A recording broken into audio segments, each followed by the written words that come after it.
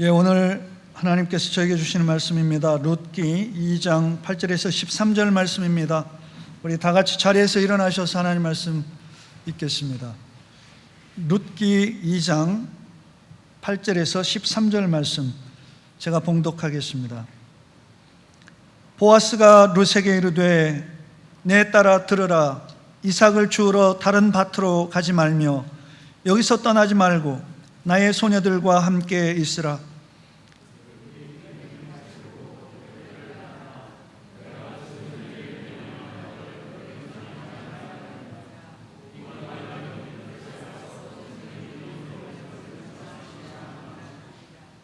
룻이 엎드려 얼굴을 땅에 대고 절하며 그에게 이르되 나는 이방 여인이거늘 당신이 어찌하여 내게 은혜를 베푸시며 나를 돌보시나이까 하니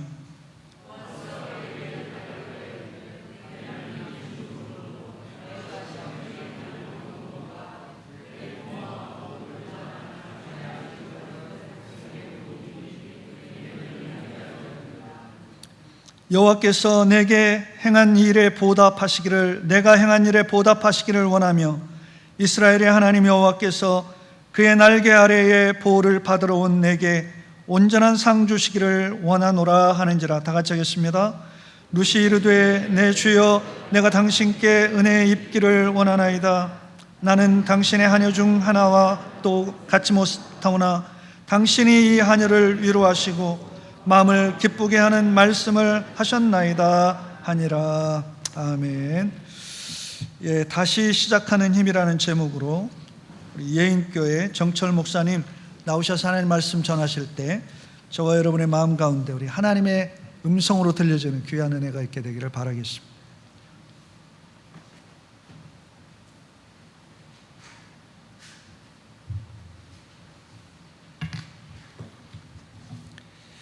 날이 무척 덥습니다.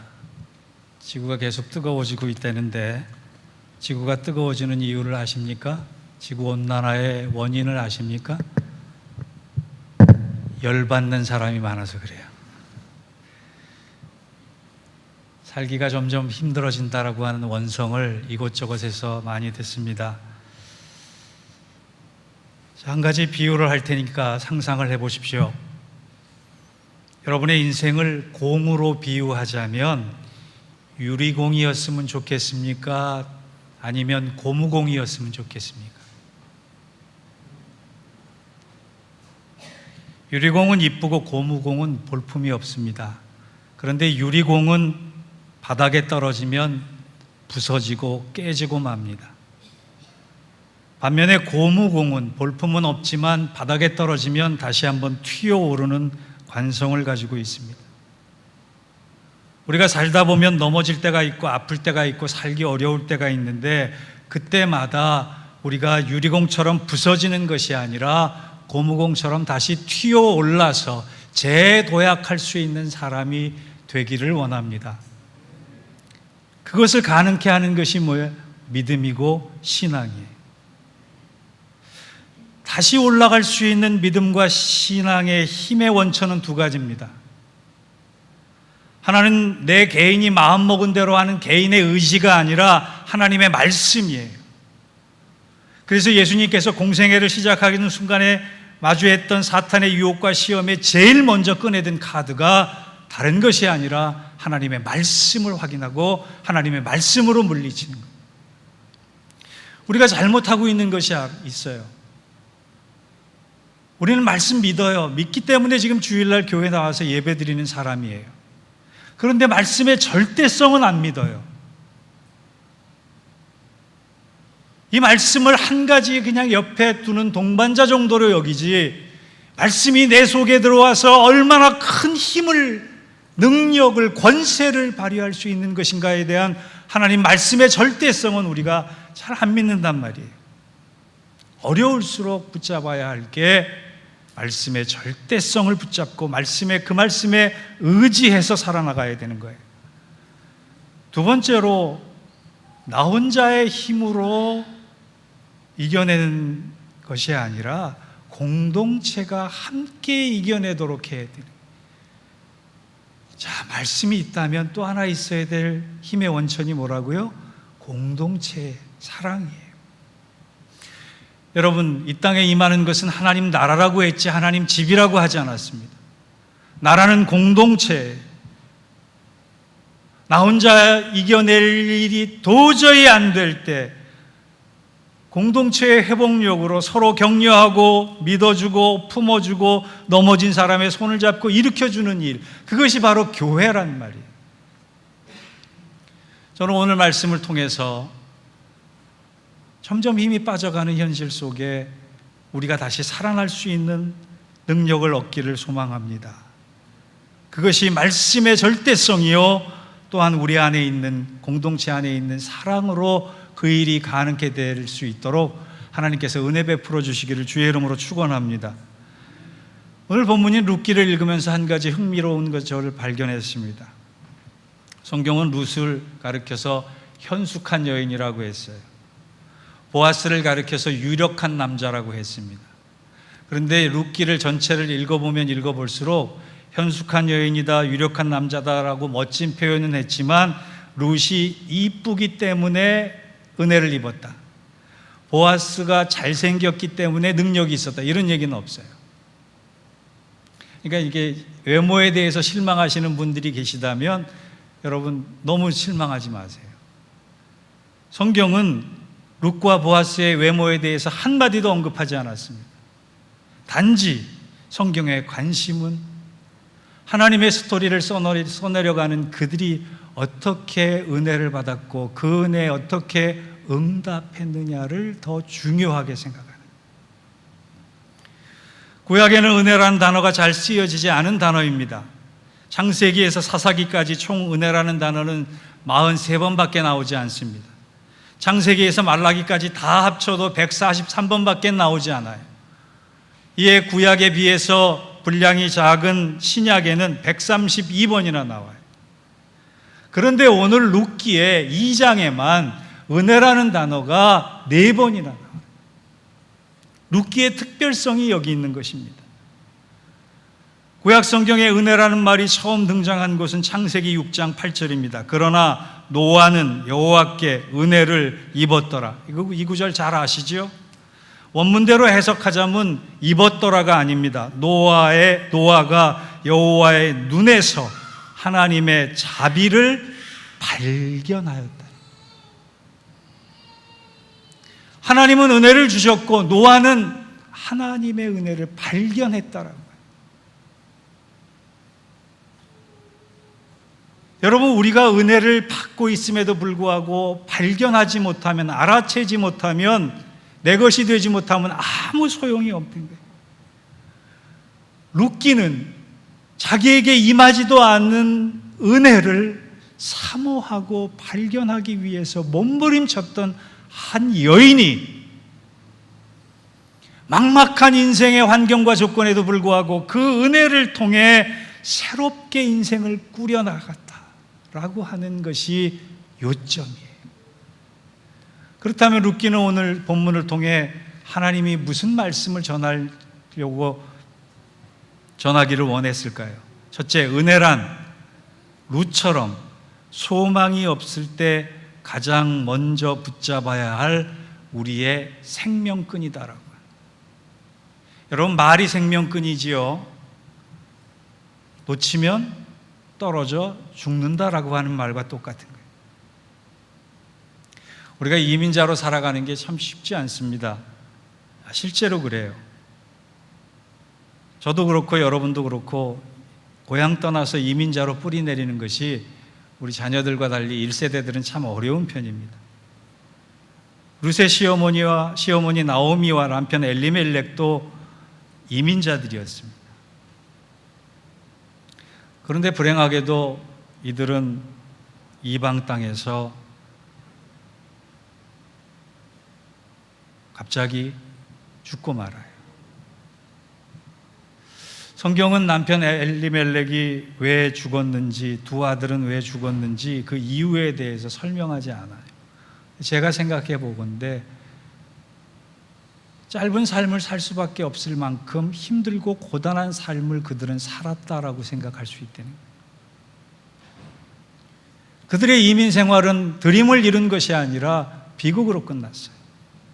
그래서 이제 나오미와 룻이 살 길이 너무 막막하니까 고향으로 역이민을 했습니다. 여러분, 역이민 한다고 누가 금이환영 박수 쳐주고 기다리나요? 아닙니다. 오히려 빈털터리가 돼서 실패하고 돌아왔다고 욕 안 먹으면 다행이에요.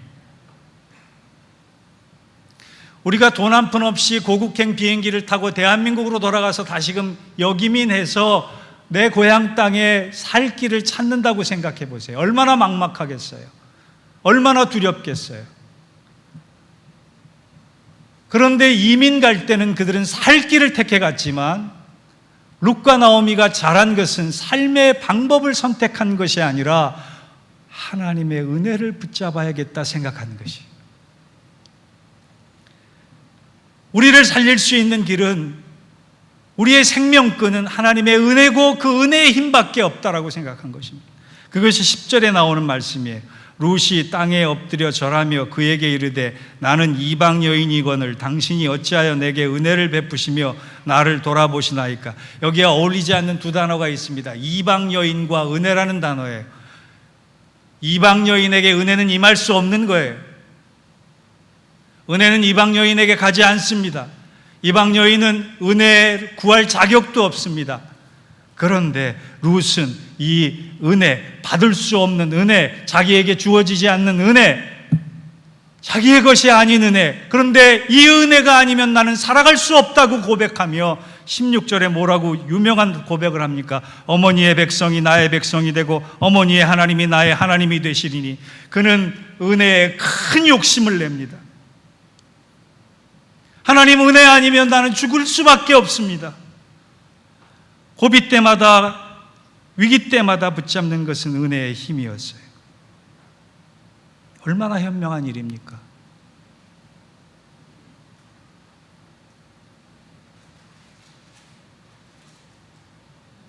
제가 이런 기도를 드린 적이 있습니다. 하나님은 투자가로서 빵점이신 분입니다. 어떻게 우량주가 아닌 불량주인 저를 택하셔서 제 인생에 투자를 하셨습니까? 저는 입만무성한 무화과 나무같이 무익한 종입니다. 그런 기도를 드리는데 선명하게 마음의 소리가 되돌아서 금방 오는 소리가, 그러니까 은혜를 붙잡아야 한다.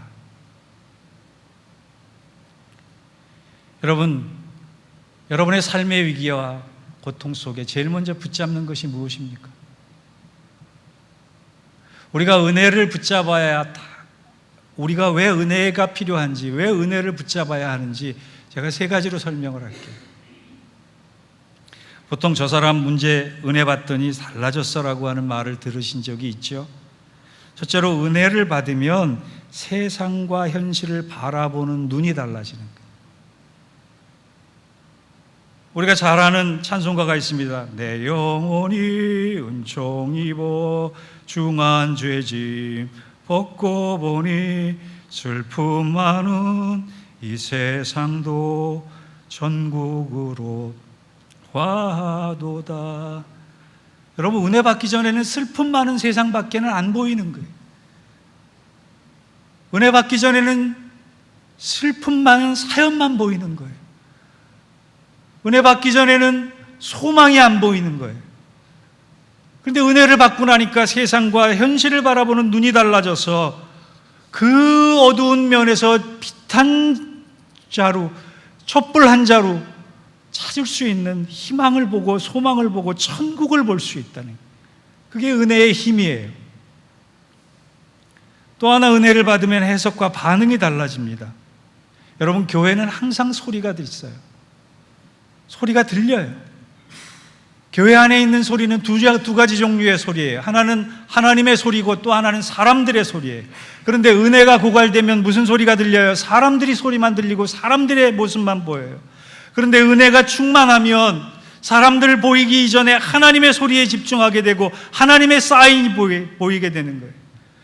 은혜의 힘은 똑같은 현실이지만 그 현실을 해석해내는 힘과 내가 반응하고 응답할 수 있는 힘이 다른 거예요. 또 하나 중요한 은혜의 힘이 있어요. 그 은혜의 힘은 삶의 의미를 발견하게 된다는 거예요.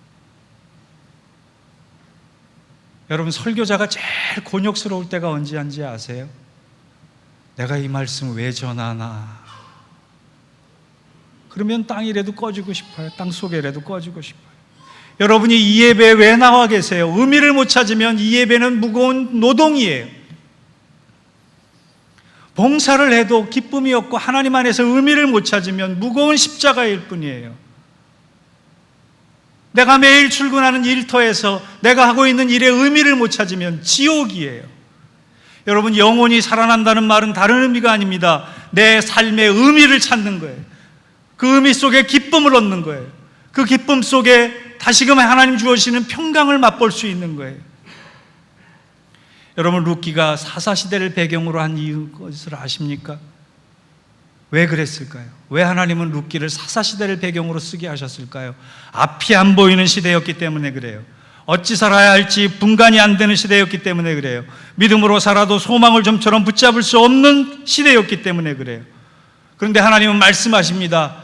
그 많은 이스라엘 백성들 중에 또 아니라 은혜를 갈구할 수 없는 사람, 은혜와 상관없었던 사람, 은혜와 동떨어지게 존재할 수밖에 없었던 이방 여인이 은혜를 간구할 때 그 은혜의 힘을 통해서 인생의 재역전을 이루어갈 수 있음을 보여주시기 위해서 그 책을 쓰신 겁니다. 하물며 하나님께서 사랑하시는 저와 여러분이라면 은혜를 구하고 은혜를 갈망하고 간구할 때 왜 안 주시겠어요? 은혜의 힘을 붙잡고 다시금 일어선 룻과 나오미처럼 여러분의 상황과 현실이 어려울지라도 은혜의 힘을 붙잡고 다시 일어설 수 있는 그 놀라운 축복이 함께하기를 주의 이름으로 축원합니다. 두 번째, 은혜는 홀로 있을 때 주어지는 하나님의 특별한 역설적 사랑이라는 거예요. 8절을 보겠습니다. 보아스가 룻에게 이르되 내 딸아 들으라. 이삭을 주우러 다른 밭으로 가지 말며 여기서 떠나지 말고 나의 소년들과 함께 있으라 그랬어요. 함께 있으라. 룻이 보아스를 통해 가족들과 공동체 안으로 들어오기 전까지 이 복된 자리가 자기 것이 되기까지 룻은 철저히 혼자였어요. 외로웠다는 얘기. 저는 이름 때문에 그런지 시를 참 좋아합니다. 제가 좋아하는 시인 몇 분이 계시는데 저 황동규라고 하는 시인도 좋아합니다. 황동규라는 시인이 한글 하나를 만들어냈는데 외로움에 반대되는 말은 홀로움이다라고 시를 쓴 적이 있어요. 외로움이란 영어로 loneliness라고 얘기할 수 있습니다. 누군가 내 옆에 아무도 없기 때문에 느끼는 쓸쓸한 감정이에요. 근데 홀로움이라고 하는 것은 영어로 solitude라고 번역할 수 있겠습니다.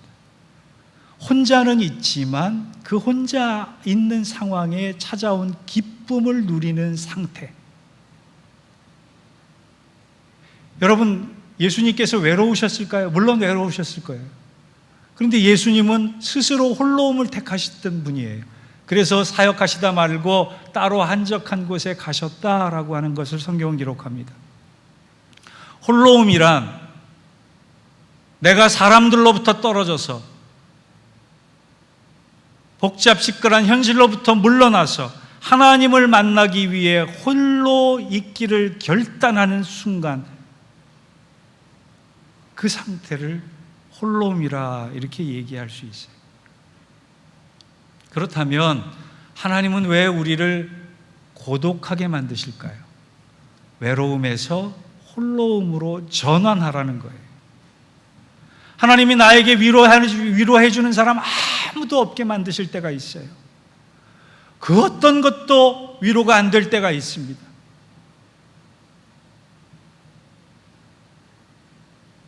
그때 나는 실패한 사람이야. 나를 찾아주는 사람 아무도 없고 위로되는 것도 아무도 없는 무기력한 실패한 인생이야. 그렇게 생각하지 마시고 저와 여러분이 생각할 것은 하나님이 아무도 붙여주지 않으면 나를 홀로 만나시기를 원하시는구나. 나보고 하나님을 만나라고 기회를 주시고 시간을 주시는구나. 여러분, 이것을 불트만이라고 하는 신학자는 신앙적 실존이라 그랬어요. 그런데 이 신앙적 실존에 응답하면 실존적 절망을 능히 이길 수 있다라고 얘기했습니다. 여러분, 뭔가 돌파구가 필요할 때 하나님만이 주실 수 있는, 이 기회를 통해 주실 수 있는 은혜가 있겠구나 생각하고 홀로움을 택할 수 있는 저와 여러분 되기를 바랍니다. 설교를 준비하다가 보니까 성경의 한 대목에서 실제로 예수님께서 그렇게 행하신 장면이 있어요. 마가복음 7장 31절에서 37절을 보면 에바다 뜻이 뭐죠? 예? 아무도 안 계세요? 설교자가 질문을 할 때는 진짜 설교자가 생각이 안 나서 그럴 때도 있고요. 조는 회중들이 많을 때 주의를 환기시켜서 물어보기도 하는데 뭐가 진짜인지는 대답 안 할래요. 에바다의 뜻이 뭐죠? 열려라. 그는요, 고침받는 장면에 나오기까지 장애인이었어요. 육체적 장애, 정신적 장애, 영적 장애를 다 가진 장애인이었어요. 한마디로 중한 병에 든 사람이에요. 그런데 예수님께서 그를 고치시기 위해서 하셨던 장면이 인상 깊습니다. 마가복음 7장 32절에서 33절을 보면 이런 말씀이 있어요. 사람들이 귀먹고 말 더듬는 자를 데리고 예수께 나와 안수하여 주시기를 간구하거늘 혼자 나올 수 없어서 사람들이 그를 예수님 앞으로 데리고 나왔다. 그때 바로 예수님께서 어떻게 하셨느냐? 예수께서 그 사람을 따로 데리고 무리를 떠나사 그의 손가락을 그의 양귀에 놓고 침을 뱉어 그의 혀에 손을 대시며 에바다 하셨다. 사람들 앞에서 고치시지 않았다는 거예요. 군중들 앞에서 열려라 하지 않으셨다는 거예요. 그를 따로 불러서 따로 구별해서 무리를 떠나게 하셔서 직접 고쳐주셨다라고 하네요. 여러분, 외로울 때 외로움을 홀로움으로 전환하는 사람, 그 사람이 발견할 수 있는 것은 주님의 능력이요, 주님의 치유요, 주님의 안에서의 회복입니다. 이 홀로움을 잘한 사람이 사도 바울입니다. 사도 바울은 디모데후서 4장 16절에서 17절에 하나님께서 그를 노년인데 외롭고 쓸쓸하게 만드셨어요. 그가 갇혀가지고 할 수 있는 일은 기도밖에 없었습니다. 그때 그가 발견한 일이 있어요. 내가 처음 변명할 때와 나와 함께 한 자가 하나도 없었다. 다 나를 버렸으나 그들에게 허물을 돌리지 않기를 원하노라. 주께서 내 곁에 서서 나에게 힘을 주심은 나로 말미암아 선포된 말씀이 온전히 전파되어 모든 이방인이 듣게 하려 하심이니 내가 사자의 입에서 건짐을 받았느니라. 다 없어지고 다 사라지고 하나님이 그렇게 하나님의 일을 열심히 했던 그를 철저히 외롭게 만드신 다음에 발견할 수 있었던, 사역에 바빠서 놓치고 있었던 신앙적 실존이 뭐냐? 주님 내 곁에 서서 계셨다라고 하는 사실이. 성경에 이제 결론을 맺습니다. 성경에 묶인 인생이 대표적으로 세 사람이에요. 구약에서는 삼손이고 신약에서는 베드로와 바울입니다. 베드로와 바울은 복음을 전하다가 묶여 있었고 삼손은 방탕하다가 묶여 있었어요. 그런데 그들은 묶인 다음에 스스로 풀 수 없었습니다. 하나님이 풀어주셨어요. 여러분, 우리도 살다 보면 하나님이 묶으실 때도 있고 하나님이 매이게 하실 때도 있고 우리가 스스로 묶을 때도 있어요. 그런데 내가 풀 수 없다라고 하는 그 현실에 이르러서 두 가지를 하셔야 돼요. 하나님의 은혜를 구해야 합니다. 하나님의 은혜만이 나의 이 절망과 나의 슬픔과 나의 고독과 나의 아픔을 풀어주실 수 있는 기회이자 시간임을 믿고 하나님께 은혜를 구하는 거예요. 그리고 그 은혜의 힘을 통해 당당히 일어나 우직한 소의 걸음으로 걸어가는 것입니다. 세계교회가 어떤 미래를 허락받을지 몰라요. 여러분 각자가 어떤 미래를 허락받을지 몰라요. 그런데 하나님은 우리에게 루세게 베풀었듯이 은혜 주시기를 원하시고 소망 주시기를 원하시고 그 은혜의 힘으로 다시금 서기를 원하시는 것만은 분명한 것입니다. 그 놀라운 축복이 이제 8월을 시작하며 나머지 5개월을 열심히 믿음의 우직한 소걸음을 걸어야 하는 우리 모두에게 충만히 임하시기를 주의 이름으로 축원합니다. 기도하겠습니다. 하나님 아버지 감사합니다. 부족한 저희들 사랑하셔서 이방 여인 같은 루처럼 은혜를 간구함에도 불구하고 발견하지 못하고 누리지 못했던 거 오늘 말씀 가운데 깨우쳐 주시니 이제 은혜를 구하고 은혜의 힘으로 새롭게 일어서서 믿음의 우직한 길, 신앙의 실존 앞에 믿음으로 대답하며 살아갈 수 있도록 저희들을 붙잡아 주시옵소서. 또한 사용하여 주시옵소서. 예수님의 이름으로 기도하옵나이다. 아멘.